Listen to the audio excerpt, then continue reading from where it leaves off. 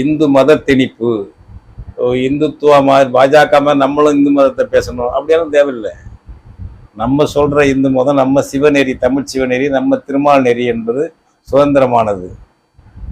நம்ம நெறி தமிழர்களுக்கு காலங்காலமாக இந்த மண்ணில் உள்ளவர்களுக்கு இந்த மண்ணில் தோணுன சமயத்தை சொல்லணும், சுதந்திரமானது. நீ கடவுள் இருக்குன்னு சொன்னாலும் பல தடவை பல பாட்டு சொல்லியிருக்கிறோம்.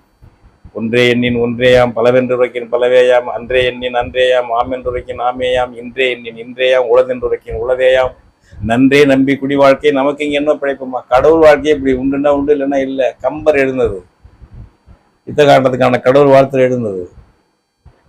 இது நிறைய இருக்கு நமக்கு, அப்படிலாம் ஒன்றும் கிடையாது. இதெல்லாம் கடவுள் சாமி சிலை வச்சே வணங்காதடாங்கிறார் வள்ளலாறு.